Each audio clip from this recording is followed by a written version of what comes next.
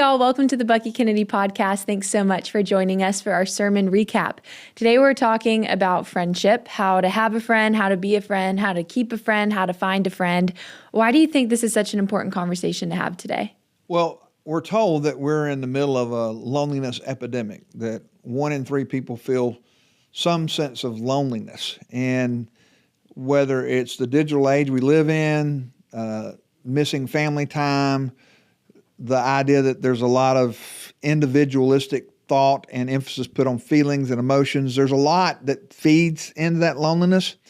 But the other thing is that Jesus had something to say about friendship in John 15 when he was talking about what friendship is. And he said, "You're my friend if you follow my commandments." But he also said, "There's no greater love does anybody have than to lay down their life for their friends." And so Jesus talked about friendship. The Bible certainly brings up friendships into place. Proverbs says a lot about friends and what makes good friends and what good relationships can do and what bad relationships put on there. So the Bible speaks about friendship. And in a world in which on social media tells us and keeps up with the number of friends we have, it's kind of funny. I said Sunday, according to Facebook, I've got 5,000 friends. I don't know who they are or whatever. But whatever, but do I really? And so what makes a friend? How am I a good friend? And I think it matters. We have talked about this a good number of times in our conversations. We were just having a conversation about this.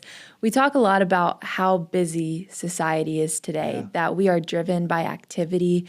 Oftentimes, I've talked to my friends a lot about this, is that more activity makes us feel more important, as though the busier we are, the more important we feel or are perceived by other people. How is it, do you think, that we can be so busy and so active, yet so lonely at the same time? Because we're too busy for real friendships. The fact that we always sense that there's something to be done. That even in the fact when we're doing nothing, we're doing something. Scrolling through your phone is not really doing nothing. It's just, whatever it's called, but it's just grunge scrolling or whatever. Doom scrolling? Doom scrolling, that's it. The doom scrolling piece, it keeps our mind engaged, but there's no relationship there. There's no conversation. There's only observation. And you may see somebody that you know, but there's nobody you're interacting with. And texting is not, it's a form of communication, but it doesn't replace that face-to-face communication. So I think we somehow have been told by our world that our significance is found in our schedule, and it's really not.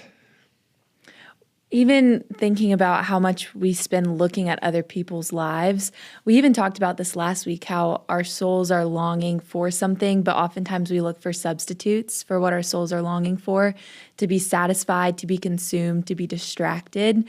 But substitutions are oftentimes, they're a lot more convenient, but they're not as satisfying. Right. So we're substituting real connections for the convenience of feeling connected to the world through our phones, through what's in our hands, but we're not being connected with our souls, and our hearts aren't connecting to other people. We're just being able to consume something through the convenient modes of connection that have been fed to us, but really there's substitutions for what we were actually created for. But substitutions are a lot of times a lot more convenient than the real thing, but they're never as satisfying as the real thing. Well, I think you said a word there, consuming. And even in churches today, there's this tendency to be consumer driven, that we create programs and we order our worship services and stuff with the mindset of the person sitting in the seat listening to us or whatever, and we treat them as a consumer by how we deliver information, get them information, all that kind of stuff like that. Whereas what we need to be focused on, we're all there in that church that day to worship Jesus, to give something, to give worship, to give fellowship, to give encouragement. Now, I can also be the recipient, but church is not that consumer culture as much as we think it is, because we're constantly thinking about how do we draw people into our building. And I'm not saying that we shouldn't have those conversations, but to think about how can we somehow create better consumers instead of wholehearted, hot-hearted followers of Jesus that love Him, worship Him, serve Him, and in doing that, serve others. And so I think when you talk about relationships and friendships and substitutions, I think we substitute a lot in order to satisfy this consumer mindset. And we don't give much substance. And it's kind of like cotton candy. I mean, it's big and fluffy and it's tasteful for about 10 seconds and then it goes away. That's kind of that experience. And so we have to keep bringing people back for another experience instead of an encounter with Jesus Christ. It's interesting thinking about that consumer-driven mindset. With consumerism, it's all about what can you get, what can you receive. And you said something as you were talking there, talking about it's a reciprocal relationship.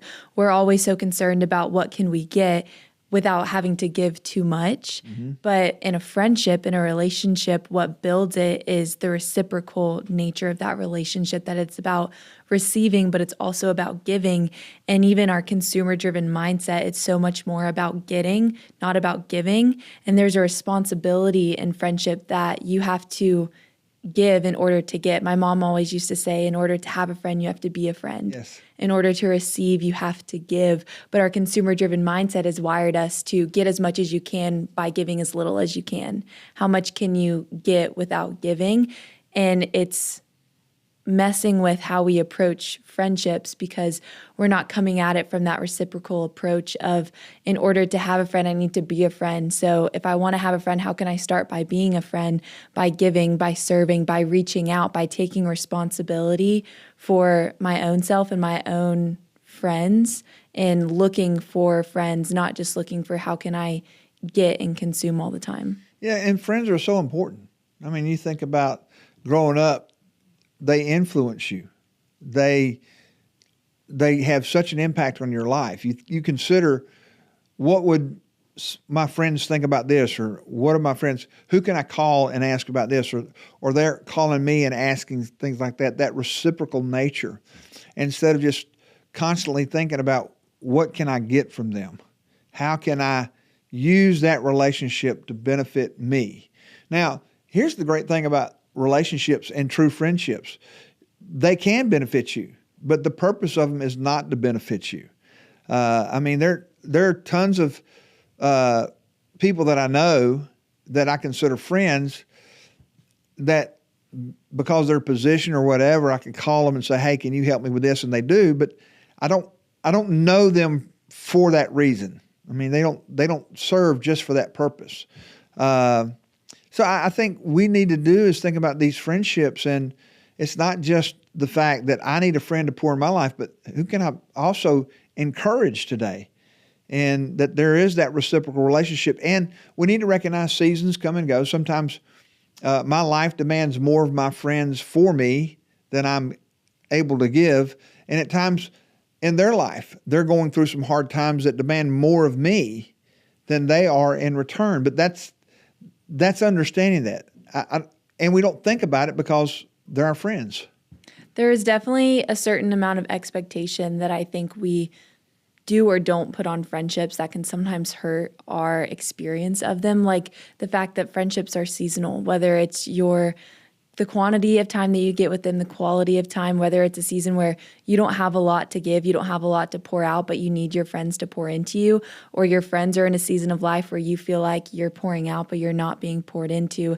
Having a healthy expectation for friendships, the character of friendships, the quality of friendships, I think is so important. And you talked about some of those characteristics of friendship. You mentioned 5, that to be a friend, to have a friend, you want to be approachable, friendly, edifying, accountable, and forgiving.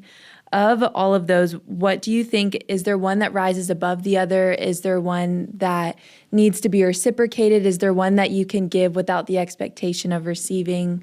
Or what are some expectations surrounding those qualities of friendship that you mentioned? I think forgiveness is crucial in all of that, because even with your accountability and being approachable, we're going to mess up. And forgiveness is it's a quality of humility. and humility is attractive in strong friendships. But forgiveness is just so critical, because if you're always walking around offended and grudge bearing, you're not going to have a lot of friends, and you're not going to be very effective. So I think to give forgiveness and to also receive forgiveness, it is such an incredible quality in friendship, because it makes for lasting friendships. Because some of my closest friends have hurt me the deepest. And I could say I've hurt them the deepest, but because of forgiveness and humility and the recognition of saying, hey, I'm sorry. I hated that we had that conversation. I hated that I said this or I did that. Man, I'd hate to lose you as a friend. We've gone through so much, and I'm sorry. I think contrition is so valuable in companionship, to recognize that, because if you have to have a friend that can be your friend and admit that you're always right, even when they know you're wrong, that's not a friendship. And so I think forgiveness is just, if I had to pick, it would be that. I want somebody that's going to forgive me and understand that I need forgiveness, and then also to give forgiveness. How do you find a balance between forgetting and forgiving? You hear a lot of times people will say, I'll forgive you, but I won't forget this. How do you differentiate between holding a grudge and having healthy boundaries? Well, you really need the mind of Christ to do that, because it's not that God He chooses not to remember when He forgives us. And, He puts it in a sea of forgetfulness and puts a no fishing sign up there. So, but I also think boundaries are important too, because forgiveness doesn't give me the right to always be offensive. And so we all need boundaries in our life. We need boundaries of integrity. We need boundaries of time. We need boundaries of space. So boundaries are good.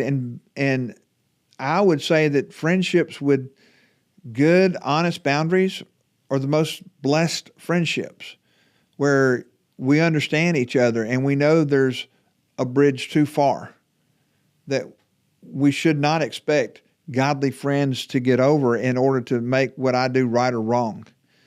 And so, and those boundaries certainly should be biblical. They should be God honoring.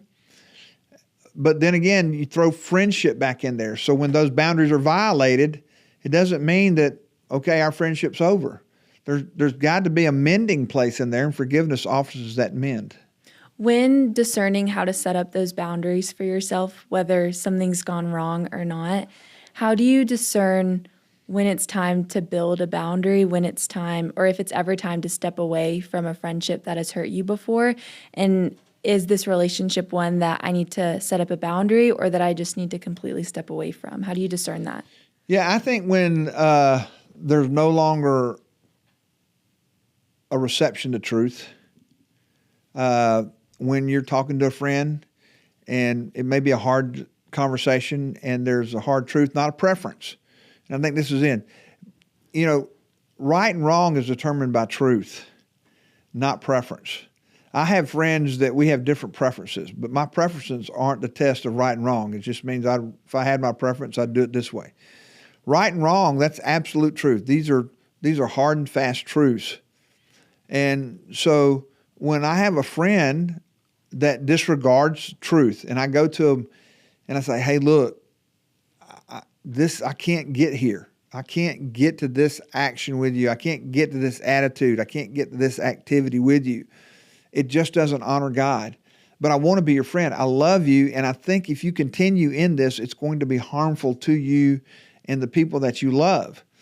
And they constantly ignored, I can't walk with them anymore, because the Bible says, how can two walk together unless they're agreed?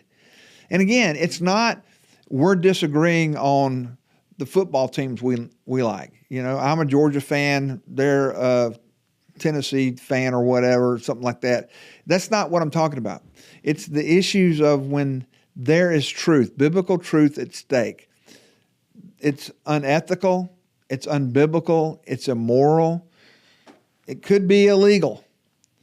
That's a bridge too far. But I'm gonna talk to you about it, and my desire in confronting you about that is to help you, not to condemn you, judge you, whatever, but to say, hey, listen, this is going to hurt you.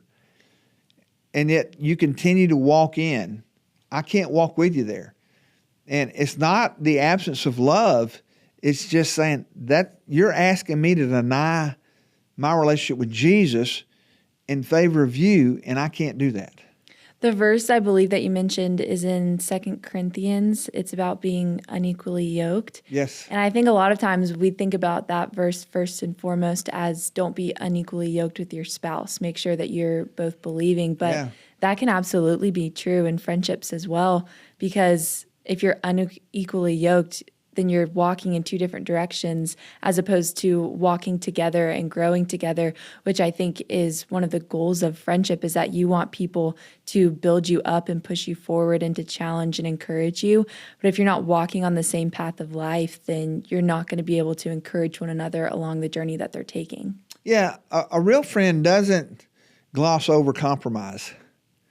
A real friend recognizes compromise and says, hey, listen, that's not the way we need to be walking here. And, I've had friends that said, look, I know this is not right. I just need you to understand right now and not lecture me. And when you're involved in something that's sinful and not honoring to God, anything that disagrees with that is seen as a lecture or judgment or whatever. And, that makes it difficult for friendships to progress. In the sermon, you mentioned 4 different levels of friendships, the type of friends that you can have, being contact friends, casual friends, close friends, and committed friends. How do you discern whether you're gauging the path that they're walking on, whether you'll be equally yoked with them as a friend? How do you discern what level of friendship you should be with certain people? Because also we're called to be ambassadors. Yes. We're called to be lights. We're called to be in the world, but not of it. And sometimes that can look like being friends with people who we're not completely equally yoked with, but we also don't want to disregard those who aren't walking along the same path of this, because we want to be the light that brings them on the path that we want them on. So how do you discern between what level of friendship you should meet somebody at and how to pursue people to be those close committed friends, but also how to be an ambassador to those that might not be at that level yet, but you want them to get there eventually? Well, my committed friends are like-minded. I mean, we kind of see things not exactly alike, but on most things we're going to agree on. And I have some friends that I consider committed friends that we don't exactly agree on everything, but I mean, pretty much in temperament and attitude and thought process, we're very agreeable. But when you're talking about, you can't just isolate yourself. So even in that contact relationship, I'm not sitting there trying to think I can't be in contact with them because they're a believer or not a believer. I mean, it's doing life. I can't just take myself out of the world. There's no way to live that way. Paul brings that up to fact. But neither would I go and confront a casual relationship that I don't know that well on sinfulness or not sinful. Whereas in a committed relationship, I would say, hey, listen, I know you. You know me. There would be that type of relationship that I would feel, I wouldn't say comfortable, but that I feel like I would have a relationship to confront or to have a conversation with. If I don't know somebody well enough to confront them, unless it's just an egregious thing, if I see somebody that's in a casual relationship and they're stealing, I'd go to them and say something, of course. But something in that level, I think those are things that you're always looking for a way in to share the gospel on all of those levels. But by the time you get to a committed relationship, you know where their relationship is with the Lord. You should know that. But in those first 2 arenas, it could just be a simple conversation that you look for the door to get into that.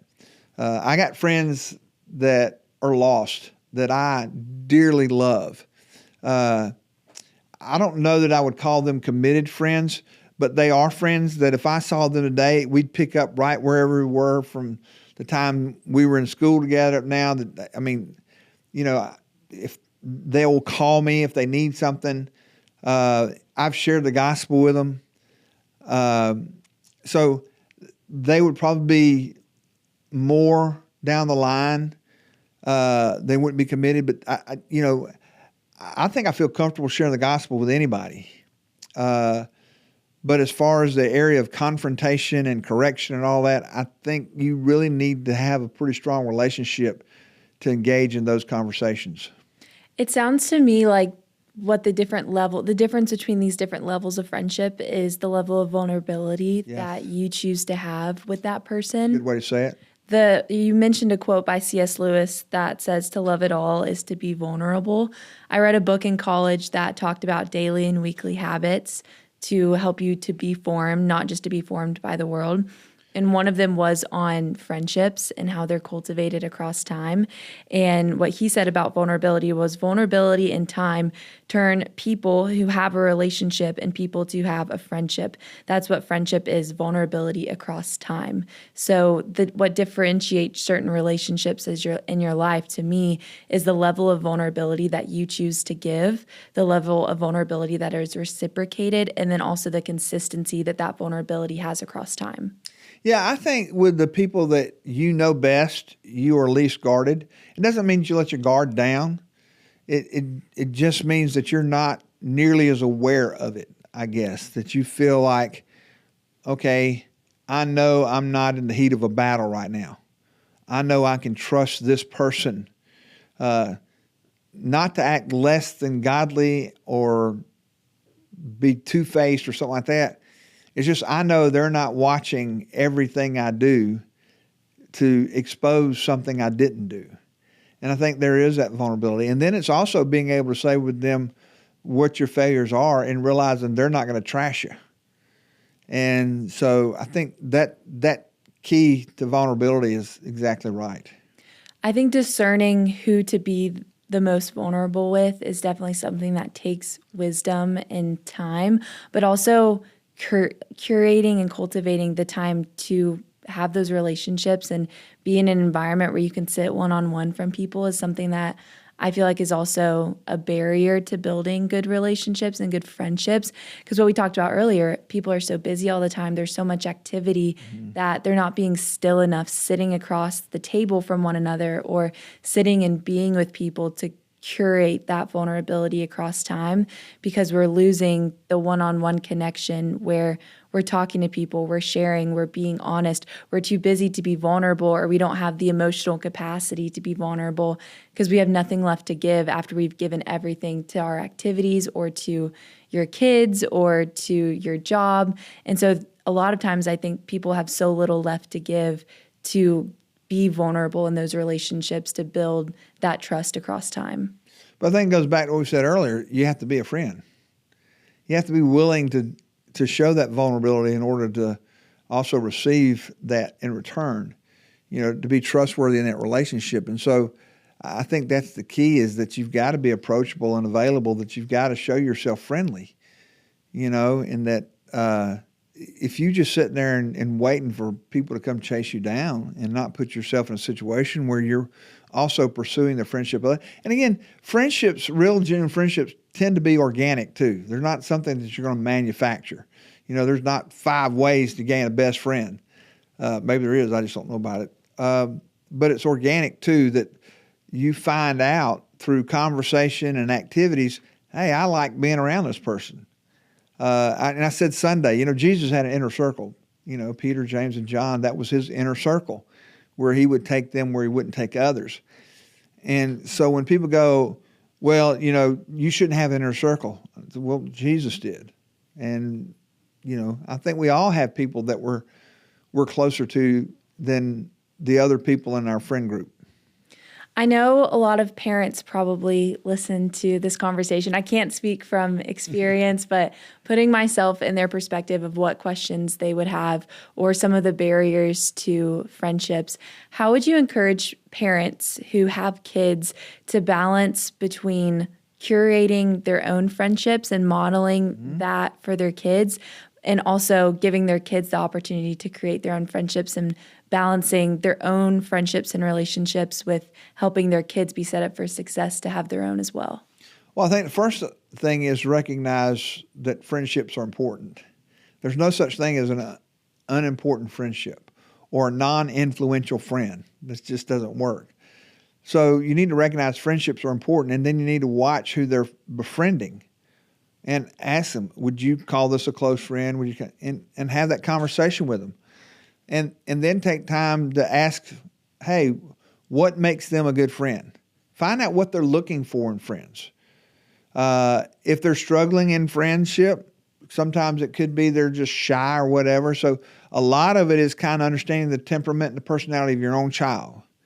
And sometimes there are some kids that like to play by themselves more so than others. But the other thing is just, again, it's showing them the benefit of friendships. Your kids watching you be a friend. And I think that says more than anything else how you treat other people, because they're always going to watch how you treat others and how those relationships go. They know who your friends are. And so it just makes sense that they need to understand that you know who their friends are, and friends matter, and having the conversation about friendships. As people from this conversation, as they're thinking about the friendships that they have, the friendships that they're looking for, how would you summarize the goal of friendship so that when people are looking to further cultivate the relationships in their life, they can have a goal that they're reaching for?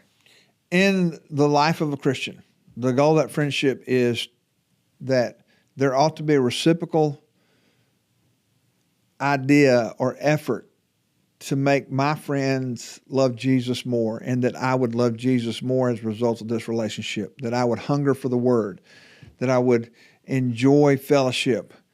There's a healthy conversation about what God's doing in our lives, that we're praying for each other and for each other. There's that friend that comes along and lifts up your hands when they're weary, and that do stuff with you. And I think, Mary, that's the other thing is that these friends, they walk in where everybody else is walking out. I mean, we've all had times in our lives where it seems like you get accused or something, and especially in the world of social media, where if you're any type of public figure on any level, you can get shot at real quickly. And, and unfortunately, there are a lot of people that believe everything they hear or see and read on social media. And it can really snowball in a hurry. And most of the time, it's people that don't have a clue as to who you are. They're commentating on stuff that they hear, they think. It's not even secondhand information. It's third, fourth, and fifth-hand information. And they feel like they have the right to say anything they want, and it doesn't have to be right or wrong. It's just their opinion, and they think their opinion matters in this. And so it's always good. And I tell people, when I've got friends that live in this same world on social media sometimes, I say, listen, I'm concerned most with the people that know me best. I really am not concerned at all about these folks that don't know me at all. So what concerns me is first that God knows me. I've got friends that know me, and they hold me accountable in this. And so I think there's that friendship right there that matters today and so much in a world that, I call them these keyboard cowboys that are out there firing from the hip sometimes. To have people in your life that are going to be with you thick and thin. Not to cover up anything, but to help you walk in integrity through anything. I think in a world that so desires to be well known by so many people, our heart ought to be looking for those who truly do know us well. That Yes. It's not about how many people know us, but how well we are truly known by God and by the people who are really around us, that are the ones that are going to be refreshing us and pouring into us and walking through life with us, that those are the people we should be most concerned with. And those are the people we should seek to know, the ones that are right in front of us and the ones that are in front of us that the Lord has brought into our life. And as we look to those people, we look to see who's making me love Jesus more, who is helping me grow my desire to be with him and to be with one another. I heard someone say one time that you're the product of the 5 closest people you spend the most time with. Yes. Is one of those people Jesus, and are the rest of those people pointing you to Jesus? Wow. And Good so word. I think that is an encouraging word for people as they reflect on the friendships that they have and the friendships that they're longing for, to give them a gauge of how to evaluate the ones that are in my life and the ones that I'm seeking in my life as I'm thinking about this. Well, I think you said it well. I mean, because the people we know influence us. They are going to shape us. We seek affirmation from them, sometimes certainly advice and correction. So they do all that. I think you said it so well right then, and because friendships matter. They are incredibly important to us. As we wrap up our conversation on friendship today, what can we look forward to in next week's sermon? Well, we're going to talk about one of our greatest friends, that's the Holy Spirit. So we're getting ready to do a series on the Holy Spirit, who he is, how he works, how we resist him, the gifts that he gives us. So it'll be good, because we're going to be talking about the gifts of the Spirit a little bit in that, and so that's something you're very much aware of. Sounds like there's a lot to look forward to on Sundays and in these conversations. I hope that this was an encouraging conversation to y'all. If you found it encouraging, if you want it to be a conversation starter amongst some of your friends, send it to one of your friends, rate it, review it, so that more people can be talking about how to curate friendships more. Send it to some of your friends that you want to have refreshing relationships with, refreshing conversations with. And if you're interested in next week's conversations, make sure you tune back in next week. For more content like today's podcast, click right here. For sermons, click right here. And again, please like, share, comment, and subscribe. Have a blessed day.